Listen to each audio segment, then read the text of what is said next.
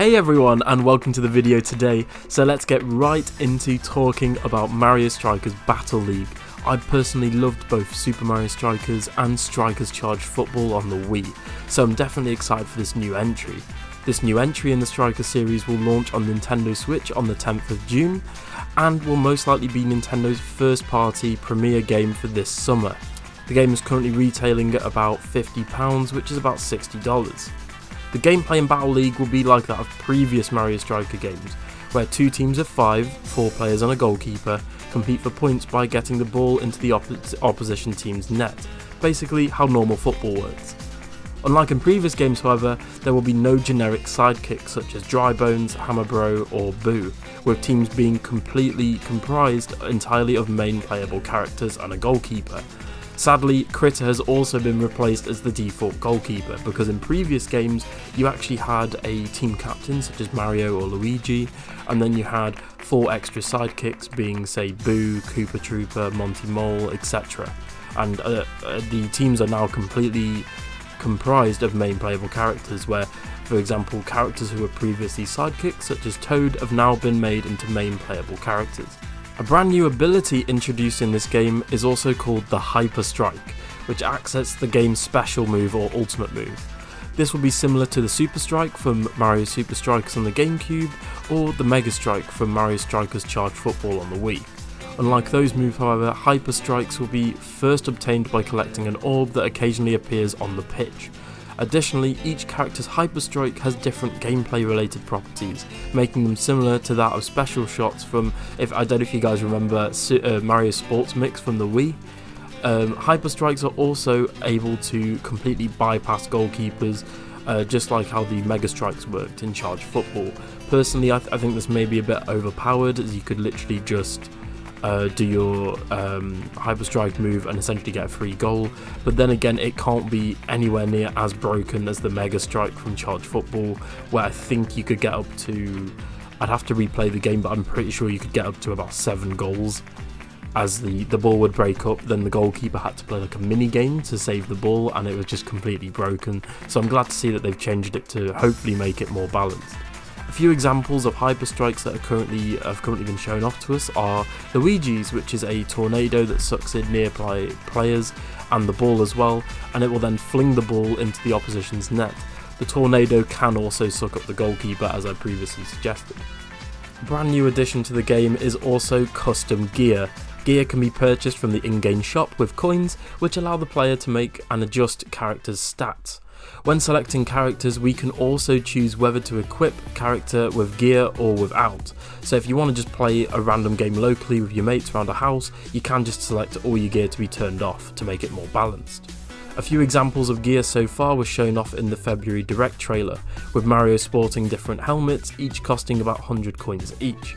You can also customise the character's head, arms, body and legs, which can change the character's speed, passing, strength, technique and shooting stats. Obviously most of these are explanatory. Passing and shooting is for, well, passing and shooting. I imagine strength is to do with charging and tackling people, whereas I imagine techniques are maybe special skills and hyper strikes, but this has yet to be confirmed by Nintendo. Power-ups also return from previous games, though this time they are obtained from rainbow question mark blocks, very similar to Mario Kart. The following items have been seen in the trailers and gameplay footage and screenshots so far. So you have Mega Bomb Arms, which walks around for a brief period of time and then explode, sort of knocking down other players. Giant Green Shells, which obviously perform similar to how they do in Mario Kart, where they just move forward in a single direction and hit and knock down anybody in their way. Banana Peels, which can be placed on the ground and trips or makes everyone slip when they touch them. And then you've got Giant Red Shells and also Power Mushrooms as well. There are currently 10 playable characters confirmed to be in the game.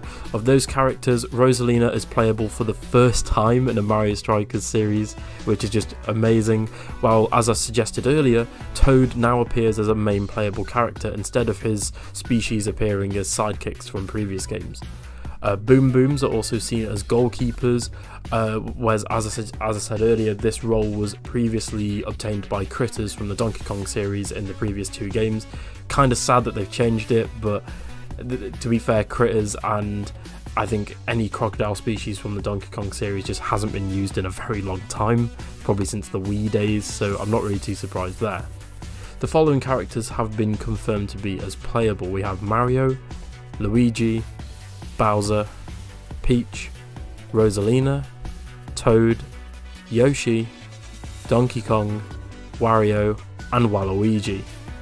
Some more characters I'd like to see, however, would be Daisy, which I'm very shocked that we haven't seen already, as Daisy's sort of a mainstay for being in Mario spin-off games. I'm very shocked that we haven't seen Daisy. I'd be very shocked if she doesn't appear in the game entirely.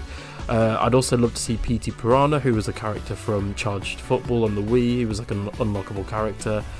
Funky Kong, I think that would be really funny if Funky Kong made it in. Pauline, as we've seen with the brand new Mario Tennis games and things like that, we are seeing sort of a emergence of Pauline from Odyssey. Bowser Jr., and as well, I don't think this has been done currently in the Striker series, but I'd also like to see Mii's playable.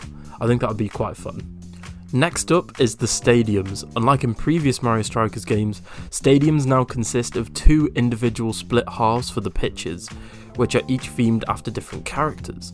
It's unknown if each field will have an individual stage gimmick, such as like Mario Strikers we had, I think it was called Thunder Island, where the characters would get knocked off by flying objects and things like that, or if they will only have aesthetic changes like in Super Mario Strikers.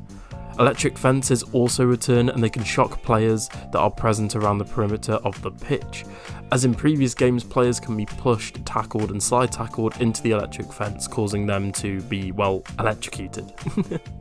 The following pitch halves have been shown to us so far. You have Mario's pitch, which is themed after a traditional Super Mario level. The turf generates designs based on question mark blocks and warp pipes. The electric fence is designed after a brick block, and the goal is made out of warp pipes, with power-ups and coins being seen in the background, laid out how they are in a typical Super Mario level. Bowser's pitch is themed after a typical Bowser's Castle level, complete with lava. The electric fence is designed after a chain link, and the goal is made out of metal and features 2 lit torches on top, with the actual grass on the pitch being a fire torch. Next up you have Luigi's pitch, which is essentially themed after Luigi's mansion. The turf features a design of a spooky tree viewed through a window. You can see some sort of marble tiling aesthetics on the floor. The electric fence is designed after spider webs. The goal is made out of wood with some older style decorations on top. Next up we have Donkey Kong's pitch, which is themed after Donkey Kong Island and typical Donkey Kong levels. The pitch features a design of a barrel and 2 vines. The electric fence is designed after bananas. The goal is made out of trees and logs being held together by rope and having some feathers on top. One big hope of mine is that we get to see returning stadiums from past games. This gets me really excited. I'd like to see the following stadiums return: the Vice from Mario Strikers Charged on the Wii, the Classroom from the same game, Galactic Stadium from the same game, and finally the Battle Dome from Super Mario Strikers on the GameCube. Mario Strikers Charged features both stadiums from the GameCube game and obviously the original stadiums introduced in the Wii game, so I'm really hoping that this game features a sort of nice mix, maybe even I'd say about 3 or 4 would be a nice number of returning stadiums. Another thing we have to talk about is online play and clubs. We'll be able to play with up to 8 players, 4 players on each team, which can compete against each other on one Nintendo Switch console, which is awesome. In addition to individual matches, online play will have Strikers Club mode, which is detailed in the last Direct.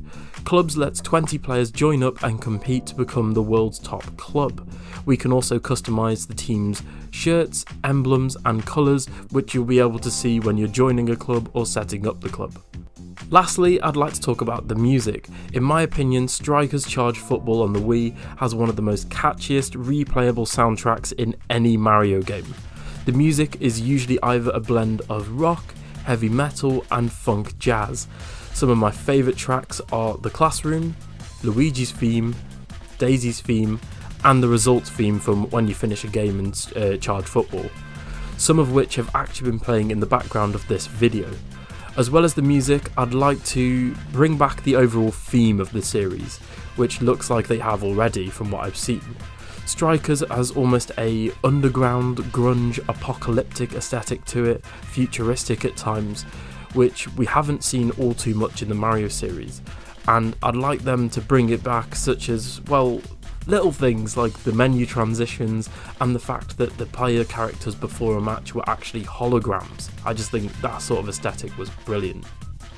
So anyway guys, thank you for watching today, and if you require any more news on Mario Strikers Battle League, you know where to find it on this channel. Don't forget to like, subscribe, and really just watch out for more content in the future. I've got a load of Kirby videos coming in the future, I've got a Xenoblade Chronicles 3 video coming out, and much more. So anyway guys, thank you for watching, and really I'm just really looking forward to Mario Strikers Battle League, and I hope you are too. Right, bye guys.